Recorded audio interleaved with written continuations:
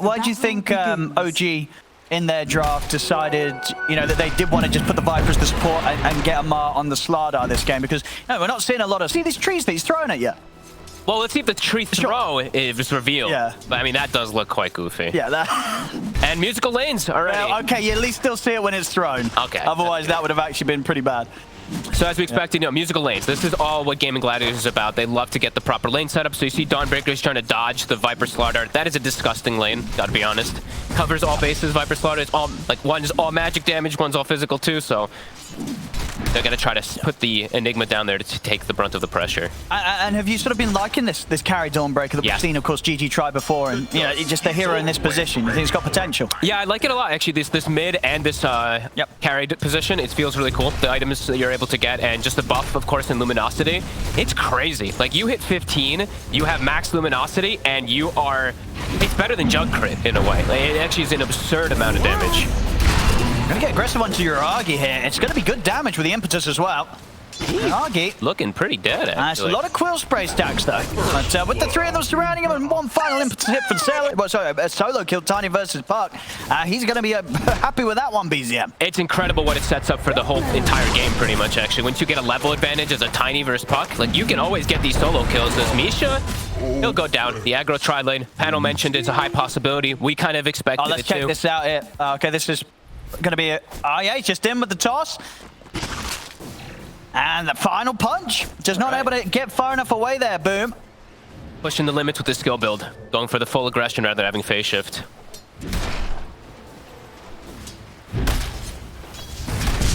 All right. I mean, that is a very good start, of course, for OG.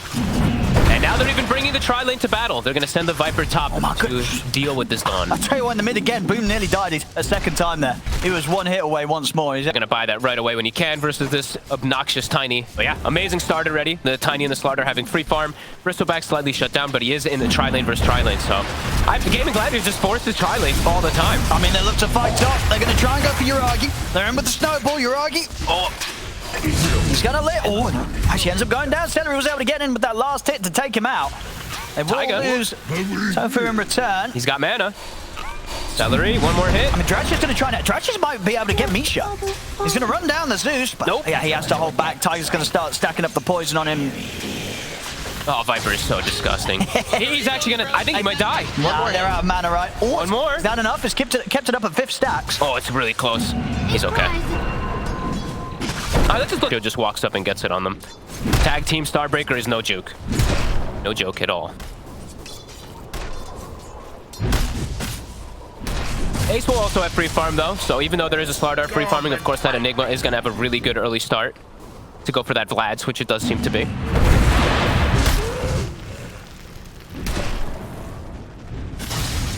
Misha.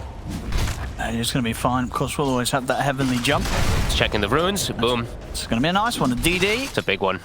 Get some action with this. He'll head over, grab the bounty as well. He's checking for stacks as well, too. Oh, top line Misha. Heavenly jump is on cooldown. No escape. Another kill for this top lane. I mean, you can see already what Duraccio is not getting the kills out of this. So, you know, it's ending up going the way of the supports, but 5 assists. They're getting a lot of action out of this top lane. They'll have 6 really early. Like, they're going to have to watch out for the global threat. That's pretty ridiculous. They are kind of leaving the lane and giving him a lot of the experience, but still, that might catch OG off guard. And Celery... Oh, they're in with the lightning bolt. Viper and Zeus is their 2 supports, so it's really reliant on the cores game in order to make anything. As Taiga, he's looking pretty dead here. Another one. He's gonna have Misha TPing over. Misha might be in trouble himself too, unless a core rotates. I mean, YURAGI's trying to step up to this, but again, Gaimin Gladiators, they've got the numbers. So not much that can be done to save Misha. Misha goes down, and YURAGI, he's not got a huge amount of mana to play with. I mean, BZM's watching from the side. Gaimin Gladiators is bringing more numbers. Tofu and Boom are here. Yeah, they're just gonna run in from the side, and Reggie with the setup. Dream Coil into the Solar Guardian is gonna be able to catch BZM. He's turned with the Avalanche. We're trying to escape this, but Gaimin Gladiators, they're more than happy to just constantly bring this brawling action. And OG's lineup, they're just not at a stage where they can deal with this. Nope. Tiny toward top, go for this top tower as well. I think he has Vlad's already done with Arcane Boots. And Black Hole's going to be back available. Solar Guardian is on cooldown, but still, something that OG does have to be careful of. Yeah, OG's going to really try and find something now. They're smoking up. They've had enough of this. They want to try and catch Gaimin Gladiators when they're not prepared. BZM has a power rune as well. He's got the Arcane. Here we go. In onto Ace. Ace. Should be pretty dead here. Nothing to be done to save him. A much needed kill. He steps up. He's trying to finish off the creep, but he kind of just gets baited in. Tofu was ready in the trees. And yeah, Tiger really heavily committing to try and bring that Centaur down, but it didn't happen. Down bottom, Dracio's getting got upon by Amar. He needed one more hit. Didn't quite get it. In fact, he's going to turn towards Boom instead. So Dracio, okay. Amar knew that. He knew that Thunder God's Wrath was going to be coming up, so he didn't have to spend extra time chasing down Dracio. And that smart heads up play there from Amar, not over-committing unnecessarily means that they get... All right, I mean, it's all been seen underneath the ward. But I think, you know, even if Gaming Gladiators knew that was there, they would still go for this. They probably don't feel too scared about what OG's going to bring to them, because off to the side, I mean, Boom, he's already looking for the setup. They'll bring Dracio over with the Solar Guardian in on top of BZM. He'll be able to run from this a little bit. Keeping them sort of interested outside and away from the Roshan, and maybe they can look to turn. They jump in. Got the lockdown onto Boom, not quite enough. Boom out to the side, but he's been altered up, and Amar's able to chase him down. They take him out. Dracio tries with the TP, but BZM's back in with the Blink Avalanche. They might be able to get to the Roche too. Yeah, now that they've lost the 2 cores in that sort of affair up top, it does mean this area around the pit becomes rather scary for Gaming Gladiators in the 3 versus 5 situation for the next 30 seconds. And Tiger's, he's pretty tanky actually versus these Eidolons. They still hurt a bit, but now the Roche is slow. They can just take it themselves. And with the lineup that they have, they take it pretty good. They sure do. So maybe, you know, Gaming Gladiators getting a bit ahead of themselves. They'll see Gaming Gladiators go for a steal. Ace is going to try with a black hole, but immediately gets stopped by the Avalanche. Tofu will roll in and look for the steal. He won't get it. OG, they've got the Aegis picked up on YURAGI, and now they've got the cleanup. They'll take out Ace, they'll take out Tofu. Yeah, I mean, the greed did not pay off. A much bigger swing than the numbers show. You know, it's just sort of like a 3k gold difference that grew out of that. But if you just sort of consider momentum that Gaming Gladiators have, that they just let slip away from them. They might lose their Ratio again here too. He's got to run. Looks like he will get out in time. But very much that, just a little bit of a difference, putting Gaming Gladiators at a point now where they're struggling to fight. Dracio has got the Starbreaker immunity with the shard to get away. Tofu's taken down, they're in with the Dream Coil, so they can punish OG for this dive. They'll take down Amar. Can they deal with YURAGI? Nope, and he just gets a 300 gold from the Wraith Pact as well. On BCM, he's in. He's going to be able to get the toss back onto Ace. They're going to be able to take down the Enigma as well. He knows how strong he is. Like, look at this. He's just committing even at the high ground as his Bristle. Oh, he knows. Get the box. He's going to be happy. And definitely, it is starting to feel like there might be some damage issues on Gaming Gladiators, in particular versus Bristle. Like, the Ratio has Axe. BZM, he's just straight at them. In on top of the Dracio. Dracio's taken down. You can even look to try and chase for more here with a haste. Boom's got to get out with the illusory orb, but BZM's ready and waiting. Boom tries to outplay him, but of course YURAGI and Misha, they're waiting on the backlines to deal with him. Avalanche is back up. It really does feel like that, you know, Gaming Gladiators, they needed to... him. That's how you limit that global play.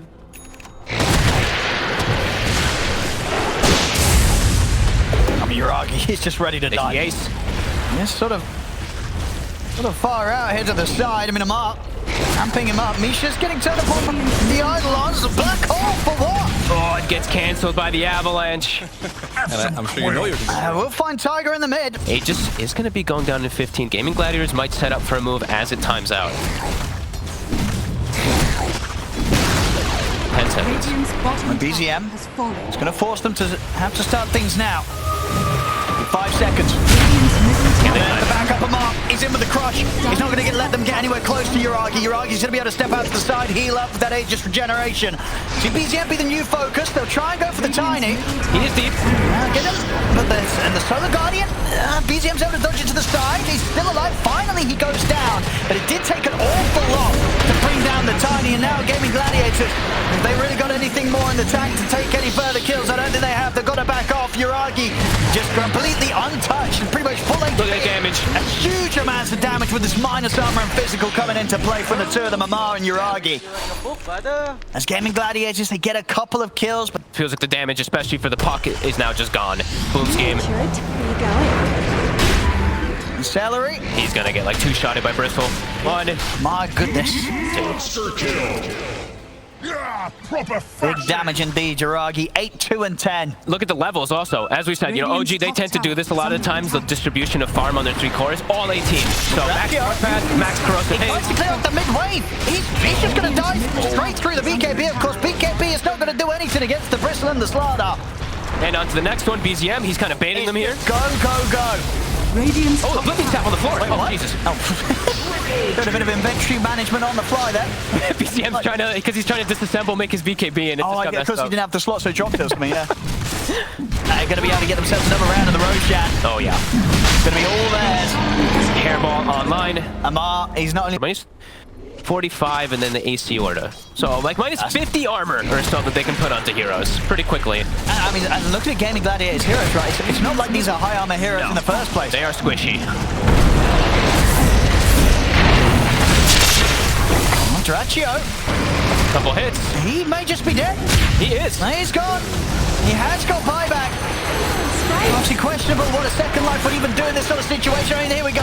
Tier 4 diving that we expected to see. They're in, they take down Ace. We very much might see the GGs coming out soon because this game, it feels completely over. Oh my god, Salary, 2 hit. Here's the buybacks. Gaming Gladiators, they'll give it another shot. Amar's back in. He's already in on top of him. Draccio, is he able to live? He's not. Taken out. There's the GGs. It's called. OG, 28 minutes. They'll get this game won. And again, we've seen it so many times great from camera OG. angle. Just this team, you know, they always give fantastic masterclasses on how to punish a team that messes up, right? I feel like so many times we've seen squads have a bit of a lead.